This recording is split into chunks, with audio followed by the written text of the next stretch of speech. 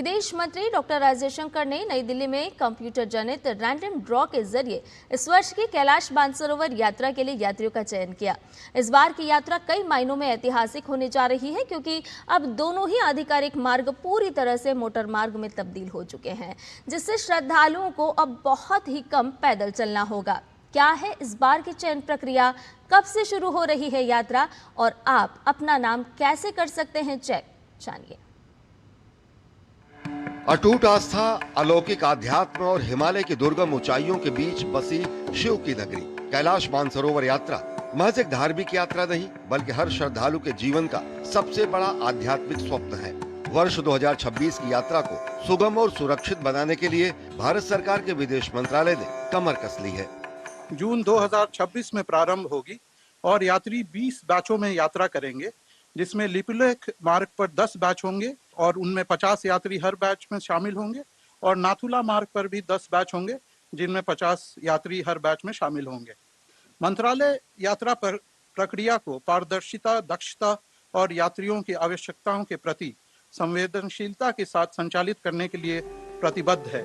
विदेश मंत्रालय में आयोजित एक उच्च स्तरीय कार्यक्रम में विदेश मंत्री डॉक्टर एस जयशंकर ने बटन दबाकर कैलाश मानसरोवर यात्रा 2026 के लिए कंप्यूटर जनित रैंडम ड्रॉ संपन्न किया।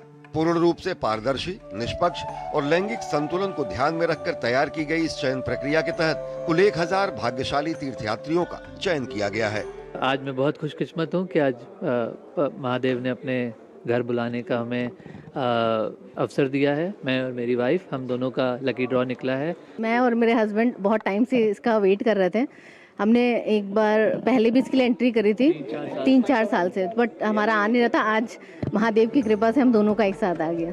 वर्ष 2026 की यह पावन यात्रा आगामी जून महीने से शुरू होकर अगस्त तक चलेगी। इस बार चयनित 1000 यात्रियों को 20 अलग अलग बैचों में विभाजित किया गया है और हर बैच में 50 यात्री शामिल होंगे। ये सभी यात्री लिपुलेख और नाथुला दर्रे के जरिए अपनी यात्रा पूरी करेंगे। इस बार श्रद्धालुओं को दुर्गम पहाड़ों पर कठिन और थका देने वाली ट्रैकिंग बहुत कम करनी होगी, जिससे वरिष्ठ नागरिकों के लिए यह सफर बेहद सुगम हो जाएगा। ये यात्रा बहुत सुगम हो गई है जब से हमारी सरकार ने सड़कें बनवा दी है। लीपू पास तक हमें जहाँ पैदल जाना पड़ता था 100 किलोमीटर तक, अब वहाँ हम वाहन के माध्यम से उस जगह तक पहुँच सकते हैं। मैंने सबसे पहले 2001 में यात्रा की है ये, और उस टाइम में 30 दिन की होती थी और करीब 250 किलोमीटर का जो रनिंग था, पैदल था इसमें, तो बहुत कठिन यात्रा थी वो। और अब तो खैर जैसे बताया, ये तो बहुत अच्छी यात्रा ठीक ठाक हो गई है। यहाँ इंडिया साइड में भी सड़कें बन गई हैं और चाइना में भी। उस टाइम तो पूरा जंगल था। विदेश मंत्रालय ने शॉर्टलिस्ट किए गए सभी तीर्थयात्रियों को SMS और ईमेल के माध्यम से सीधे सूचना भेज दी है। इसके अलावा आवेदक यात्रा की आधिकारिक वेबसाइट kmy.gov.in पर अपनी चयन स्थिति और बैच की विस्तृत जानकारी ले सकते हैं।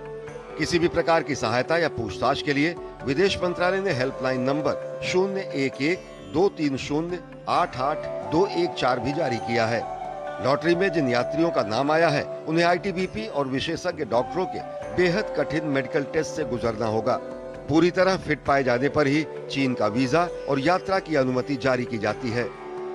निश्चित रूप से कैलाश मानसरोवर की यात्रा जितनी आध्यात्मिक शांति देती है, उतनी ही यह शारीरिक और मानसिक रूप से चुनौतीपूर्ण भी है।